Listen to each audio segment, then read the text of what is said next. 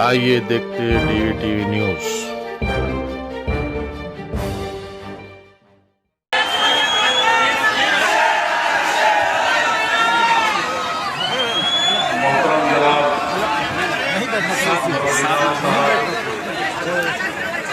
सदर बिहार प्रदेश मजलिस इत्तेहाद मुस्लिमीन वो उम्मीदवार और असेंबली हल्का दे देगा जाने को। अब आ सकता हूँ सर का वीडियो बनाना। हाँ ले लो मेरे साथ आपके साथ यहाँ से हाँ, ले लो। ये कौन है भाई? उम्मीदवार मजलिस इत्तेहाद मुस्लिमीन बिहार और तमाम जिम्मेदारान कौम मिलत और जिम्मेदारान मजलिस इत्तेहाद मुस्लिमीन मौजूद हाज़रीन इकराम बुजुर्गान मिलत मेरी इज़्ज़तदार माँ और बहनों, मैं आप तमाम का शुक्रगुजार हूँ कि आपने अपना कीमती वक्त निकालकर आज के इस जलसे में शिरकत की। मैं सबसे पहले इस बात का तज़किरा बहैसियत एक जिम्मेदार एक जमात के कि मजलिस इत्तेहाद मुस्लिमीन ने जो फैसला लेकर मुख्तलिफ असम्बली हल्के जहाज से अपने उम्मीदवारों को नामजद किया और उनको टिकट दिया, ये फैसला मैंने तमाम मजलिस के जिम्मेदारों से मुशावरत के बाद ये फैसला मैंने लिया और ये आखिरी फैसला मेरा है। और मैं इसमें शुक्रिया अदा करना चाहता हूँ हमारे हैदराबाद से तशरीफ लाए जो हैदराबाद से मजलिस इत्तेहाद मुस्लिमीन के अब्जर्वर हैं जनाब माजिद हुसैन साहब का, जनाब अख्तर ईमान साहब का, मेरे छोटे भाई जनाब आदिल हसन का, जनरल सेक्रेटरी आफ्ताब साहब का। ये फैसला मैंने लिया है और अगर किसी मेरे मजलिस के जिम्मेदारों को शिकायत है तो आपकी शिकायत मुझसे होनी चाहिए और अगर कोई इस फैसले से नाराज़ होना वाजिबी है क्योंकि हम सबको टिकट नहीं दे सकते, मैं उन नाराज़ लोगों से भी अपील कर रहा हूं कि आज भी आपके लिए हमारे दरवाजे, दिल के दरवाजे खुले हैं, आप आ जाइए, मैं आपको सीने से लगाने तैयार हूं। दूसरी अहम बात यह है कि आप जानते हैं कि मजलिस इत्तेहाद मुस्लिमीन ने जनाब कुशवाहा साहब की पार्टी के साथ, बहुजन समाज पार्टी के साथ, देवेंद्र यादव साहब की पार्टी के साथ और जनाब राजभर साहब की पार्टी के साथ और दो सियासी पार्टियों के साथ हमने मिलकर एक ग्रैंड डेमोक्रेटिक सेकुलर फ्रंट बनाया है और सब ने ये तय किया कि इसके चीफ मिनिस्टर के उम्मीदवार मोहतरम उपेंद्र कुशवाहा साहब रहेंगे और उसके कन्वीनर देवेंद्र यादव साहब रहेंगे। तो मजलिस इत्तेहाद मुस्लिमीन इस सेकुलर फ्रंट का एक हिस्सा है और पिछले 2 दिन से अल्हम्दुलिल्लाह मैं बहुजन समाज पार्टी और उपेंद्र कुशवाहा साहब के पार्टी के उम्मीदवारों के तायीद में एक इंतखाबी मुहिम चला रहा हूं पहले फेज के चुनाव के लिए। तीसरी अहम बात यह है कि ये सीमांचल का हिस्सा है और हमारी लड़ाई 5 साल पहले सीमांचल की इंसाफ की लड़ाई का हमने आगाज किया था और इंशाअल्लाह ताला अल्लाह सुब्हानहू व तआला जब तक मुझे इस दुनिया में जिंदा रखेगा, जब तक मेरी जिंदगी वफा करते रहेगी, मैं सीमांचल जिंदाबाद के नारे लगाता रहूंगा, सीमांचल जिंदाबाद के नारे लगाता रहूंगा। हम ना सिर्फ नारा भी लगाएंगे सीमांचल जिंदाबाद का, बल्कि सीमांचल की इंसाफ की लड़ाई को लड़ते रहेंगे। और हम आपसे वादा कर रहे हैं कि मैंने आज उपेंद्र कुशवाहा साहब से बात भी की और उनसे ये कहा कि आपने जो इलेक्शन मैनिफेस्टो जारी किया उसमें इस बात को भी शामिल कर लिया जाए कि भारत के संविधान की दफा 371 के तहत एक कमीशन बनना चाहिए ताकि सीमांचल की इंसाफ के लिए जिस तरह से हमारे मुल्क में मुख्तलिफ हिस्से, मिसाल के तौर पर सरजमीनी दखन में, गुलबर्गा कर्नाटका में 371 के तहत एक कमीशन बनाया गया। उसमें सहूलत ये होती है कि उस इलाके को पैसे जो मिलते हैं वो इलाका तय करता है कि उस इलाके में कौन सा तरक्याती विकास का, डेवलपमेंट का काम करवाया जाए। तो कुशवाहा साहब ने मुझसे कहा कि ओवैसी साहब आप अमूर जा रहे हैं, आप इस बात का ऐलान कर दीजिए कि डेमोक्रेटिक सेक्युलर अलायंस फ्रंट इस बात के लिए राजी है कि इंशाअल्लाह ताला हम आर्टिकल 371 के तहत बिहार में सीमांचल को इस तरह का मौका देंगे इंशाअल्लाह ताला। चौथी बात यह है कि हमारे भाई शाहनवाज हमारे दरमियान में है। मैं यकीनन मेरे दिल से हमेशा दुआ निकलती, ये मैं कोई सियासी मकसद के लिए नहीं कह रहा हूं या आपके वोट बटोरने के लिए कह रहा हूं, बल्कि मैंने जनाब शाहनवाज साहब के वालिद मरहूम जनाब तस्लीमुद्दीन साहब रहमतुल्लाह अलैह को बहैसियत रुकने पार्लिमान बड़ी करीब से देखा, बड़े करीब से देखा है। और मेरी सियासी जिंदगी मुख्तसर है। मैंने अपनी मुख्तसर की सियासी जिंदगी में ऐसे कायदीन को कम देखा जो अपने पार्टी के लोगों से कभी मरूब नहीं होते थे। मैंने तस्लीमुद्दीन साहब को लालू प्रसाद यादव से इस तरह बात करते देखा कि वो बराबरी की बात कर रहे थे, मरूब होकर, नजरों को नीचे रखकर या हाथ बांधकर नहीं, बल्कि बराबरी से बात कर रहे थे। मैंने तस्लीमुद्दीन साहब को जब मैं पार्लियामेंट में गया था 2004 में, उसके बाद मैंने देखा तो तस्लीम साहब ने कहा कि बेटा ऐसे ही इनसे बात करने से इनके दिमाग में बात बैठती है, वरना ये लोग मेरी इज्जत नहीं करते। मुझे अफसोस है कि आरजेडी ने एक घर में आग लगा दी। आरजेडी को यह काम नहीं करना चाहिए था, कम से कम तस्लीमुद्दीन साहब के घराने से नहीं करना चाहिए था, जिसको सीमांचल में आज भी लोग सीमांचल के गांधी के नाम से जानते हैं। तो इस तरह का गैर वाजबी काम, गैर अखलाकी काम एक सिटिंग एमएलए को आपने उसका टिकट काट दिया, आपके पार्टी से कोई एमपी का इलेक्शन लड़ा, आवाम ने उसको वोट नहीं दिया, वो नाकाम हो गए। मगर मैं शाहनवाज साहब का दिल की गहराइयों से उनका खैर मुकद्दम करता हूं और उनसे भी अपील करूंगा कि आप तस्लीमुद्दीन साहब के मिजाज को जिंदा रखिए। आप तस्लीमुद्दीन साहब जैसा बात करते थे, बगैर किसी से डरे, बगैर किसी से मरूब हुए, आप उसी तरह मुझसे भी बात कर सकते हैं और आपको पूरा इख्तियार और हक। और मैं हमारे शाहनवाज साहब से जो मेरे छोटे भाई हैं, मैं उनको सिर्फ एक गुजारिश कर रहा हूं कि मैं भी एक बड़े सियासी लीडर का बेटा हूं और मुझे अंदाजा है कि कितनी बड़ी जिम्मेदारी होती है हम पर कि लोग हमेशा हमको एक खद्दावर शख्सियत से उनसे तकाबुल करके देखते हैं कि ये बाप के बराबर बन सकता है या नहीं बन सकता।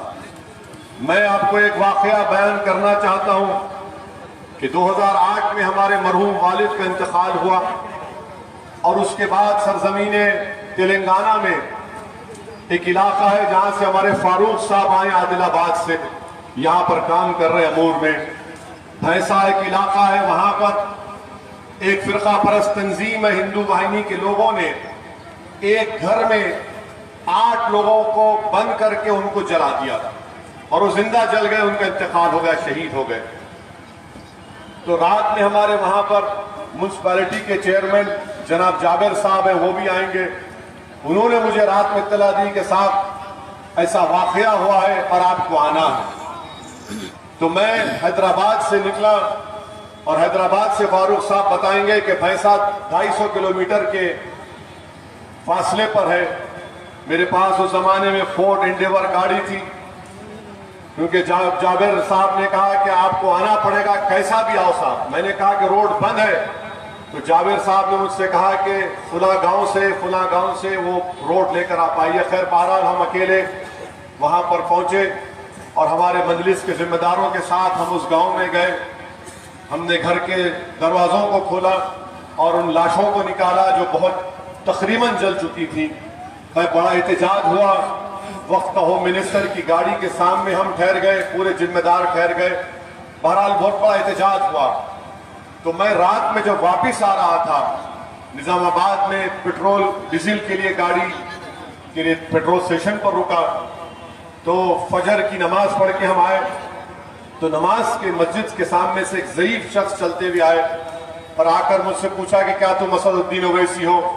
मैंने कहा कि हाँ, मेरा नाम असदुद्दीन ओवैसी है। तो उन्होंने पूछा कहाँ से आ रहे तुम। मैंने कहा ये वाकया हुआ भैंसा में, जहाँ पर हिंदू वाहिनी के लोगों ने 8 एक घर के अफराद खानदान को जिंदा जला दिया। हमने एहतजाज किया। तो उस ज़ईफ शख्स ने मुझे कहा कि गाड़ी से उतरो। मैं गाड़ी से उतरा और मुझे अपने सीने से लगा कर कहा कि तुम्हारा बाप सलाहुद्दीन ओवैसी अब जिंदा है।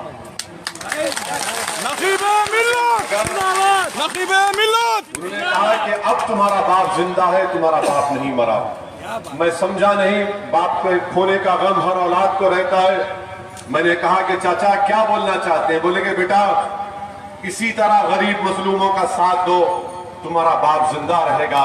जिस दिन तुम गरीब और मजलूम को भूल जाओगे, तुम्हारा बाप मर जाएगा। तो शाहनवाज साहब, आप गरीबों के लिए, मजलूमों के लिए लड़ते रहिए। सीमांचल के गरीबों के लिए तस्लीमुद्दीन साहब का नाम अल्लाह सुबह क़यामत तक जिंदा रखेगा। ये एक ज़ईफ शख्स ने मुझे सिखाया। मैं उनको कभी जिंदगी में मुलाकात भी नहीं किया, ना कभी उनको जानता हूं, मगर किसी से आपको हिदायत मिलती है, किसी से नसीहत मिलती है, आपको उसको कबूल करना चाहिए। और मैंने उस ज़ईफ शख्स की उस नसीहत को अपने दिलो दिमाग में बिठा लिया और मैं अपने बाप को जिंदा रखने के लिए हर मजलूम की आवाज, हर मजलूम के इंसाफ के लिए लड़ना मेरी जिंदगी का एक मकसद आज बन चुका है। और अल्लाह मुझे जब तक जिंदा रखेगा मैं उस मकसद पर अमल करता रहूंगा। पांचवी बात यह है कि अख्तरुल ईमान साहब हमारे कैंडिडेट हैं। अख्तरुल ईमान साहब ने एमपी का इलेक्शन लड़ा। हम तमाम ने कोशिश की। मैं शुक्रिया अदा करता हूं हमारे मजलिस के तमाम जिम्मेदारों का और आप तमाम का, जिन्होंने हमारे हक में, हमारे उम्मीदवार के हक में वोट दिया। उनको कामयाबी नहीं मिली। आज अख्तर भाई हमारे बिहार के सदर यहां से बहैसियत उम्मीदवार इलेक्शन लड़ रहे हैं। मैं आपसे सिर्फ एक ही अपील कर रहा हूं कि आज बिहार की विधानसभा में ऐसे लोगों की जरूरत है जो बिहार की विधानसभा में जाकर ना सिर्फ बिहार के गरीब मजलूम आवाम की आवाज को उठाएं, बल्कि सीमांचल की इस इलाके में बसने वाले जिनकी आवाज को पटना नहीं सुनता है। आज पटना में जो लोग बैठते हैं वो सीमांचल के ताल्लुक से अंधे हैं, बहरे हैं, गूंगे हैं। इन अंधे, बहरे और गूंगों को अख्तरुल ईमान के रूप में पटना में एक आवाज उठेगी जो सीमांचल के तड़पते हुए नौजवानों के दिलों में जो आवाज है, जो हमारी माँ और बहनों के दिलों में जो ख्वाब है, जो हमारे बुजुर्गों में जो आंसू है, उसकी तर्जुमानी करने का काम इंशाअल्लाह ताला मजलिस का हर उम्मीदवार जो सीमांचल से लड़ रहा है, पटना में इनकलाब आएगा, पटना में सीमांचल का जलजला आएगा, पटना की कुर्सी पर जो कुछ बैठेगा उसको हम उस वक्त तक चैन से बैठने नहीं देंगे जब तक के सीमांचल की जमीन पर बसने वालों से इंसाफ नहीं किया जाएगा। इसीलिए हमारा हर जलसे में नारा होगा कि सीमांचल जिंदाबाद, सीमांचल जिंदाबाद, सीमांचल जिंदाबाद। अब अहम बात, आज सातवीं बात यह है कि यहां से आरजेडी के जो उम्मीदवार हैं 35 साल से वो सियासत में कई मर्तबा उनको आपने अपना विधायक, अपना एमएलए बनाया। कांग्रेस के भी है और आरजेडी के साथ भी है। अब आप बताइए कि इतनी बड़ी बाढ़ आई, पूरी धान की फसल बर्बाद हो गई। ये कैसा एमएलए है जो मुआवजा तक नहीं दिला सकता? कैसा एमएलए है ये? मुआवजा तक नहीं दिला सकते। तो जाहिर है कोई हमारा मुखालिफ उठकर बोलेगा वैसी तुमने क्या किया, हैदराबाद में पानी आया था। मैं हैदराबाद के घरों में जब पानी आया तो हमने अपने चीफ मिनिस्टर के घर पर जाकर रात के 11 बजे उनको उठाकर मुलाकात करके कहा कि चीफ मिनिस्टर साहब, घर में पानी आया है, तमाम घर का सामान खराब हुआ है। तो हमारे चीफ मिनिस्टर ने कहा कि क्या करना चाहिए? मैंने कहा पैसा देना पड़ेगा।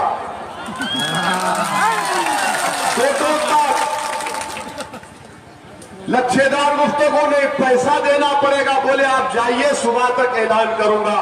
और सुबह में चीफ मिनिस्टर ने ऐलान किया कि एक एक घर जिसमें पानी आया उनको एक घर को 10,000 रुपये दिए जाएंगे। मैंने फोन करके कहा कि आपने ऐलान कर दिया, शुरू कब कर रहे? तो चीफ मिनिस्टर ने कहा क्या आप मेरे सर पर बैठ जाएंगे? मैंने कहा नहीं सर, सर पर नहीं बैठेंगे, आपके सामने आकर कुर्सी डालकर बैठकर आपसे मुतालबा करेंगे। तो दूसरे दिन 24 घंटे में वो ऐलान पे अमल होना शुरू हो गया। और मेरी तकरीर अगर हैदराबाद तक भी जाएगी तो याकूतपुरा असेंबली हल्के में कल तक 2 करोड़ 20 लाख सिर्फ एक असेंबली हल्के में गवर्नमेंट के लोग, मंजलिस के एमएलए और कॉर्पोरेटर जाकर घर घर अरेब को दे रहे हैं। ये काम ये एमएलए नहीं कर सकता था, ये काम नहीं कर सकते थे। तो मुआवजा नहीं दिला सकते गवर्नमेंट से। फ्लड आया तो क्या बर्बाद हो जाए? यकीनन फ्लड आता है, मगर हुकूमत, एमएलए, एमपी क्या कर रहा है? सब आराम से बैठे हैं, क्योंकि सीमांचल में बसने वाले क्या इंसान नहीं है? क्या मूर बैसा में फ्लड आया तो क्या वहां पर उनकी तकलीफ को कोई नहीं देखा जाएगा? मेरे अजीज दोस्तों और बुजुर्गों, आपके पास एक बेहतरीन वक्त आ रहा है कि आप इसका सही फैसला लेकर अख्तरुल ईमान और मजलिस इत्तेहादुल मुस्लिमीन के हक में अपने वोट का इस्तेमाल करिए। हम आपसे वादा कर रहे हैं सीमांचल की आवाम से कि इंशाअल्लाह ताला हर एक आदमी तक सड़क होगी और बाढ़ से निजात होगी इंशाअल्लाह ताला। हर एक आदमी के लिए सड़क होगी और बाढ़ से निजात होगी। और जब अख्तर भाई जीत जाएंगे इंशाअल्लाह ताला आपके वोट और दुआओं से, जब शाहनवाज जीत जाएंगे, जब मजलिस का एमएलए जीत जाएगा, तो जब वो जीत कर आएंगे आपकी जबान से कुछ नहीं निकलेगा। आपसे बोलेंगे कि आपकी पार्टी का नारा था हर एक आदमी तक सड़क, बाढ़ से निजात, काम शुरू करो, और काम शुरू होगा इंशाअल्लाह। अब ये बात कांग्रेस और जेडीयू के या फिर आरजेडी के जलसों से नहीं बोलेंगे। लफ्ज सीमांचल बोलने से उनको पेट में दर्द होता है, बहुत दर्द होता है। अब तुम्हारा दर्द बढ़ेगा, क्योंकि जहां कहीं तुमको जेडीयू, कांग्रेस, आरजेडी, बीजेपी का दिखेगा, आप सिर्फ कुछ नहीं कहना, उनको देखते ही नारा मारना, सीमांचल, सीमांचल। इनको पैगाम मिल जाएगा कि अब हवा कुछ और है यहां पर। अब हवा का रुख बदल चुका है, अब इंसाफ मिलेगा, अब हम इंसाफ हासिल करेंगे। आप बताइए कि जिस विधानसभा से अख्तरुल ईमान इलेक्शन लड़ रहे हैं, History created by Shaheen Group of Institutions. Karthik Reddy has secured All India Rank 9 and is the first rank holder in Karnataka State NEET 2020 results. Muhammad Arbaz Ahmed has secured All India Rank 85 and is the third topper in Karnataka State. Shaheen Group has achieved exponential results in NEET exams. We are expecting 400 plus free government medical seats from Bidar campus only in NEET 2020. Admissions are open for long-term NEET repeater course 2021 batch at Shaheen Junior College, Charminar. Our academy are also at Malakpet and Aramgarh. Hurry up, limited seats available.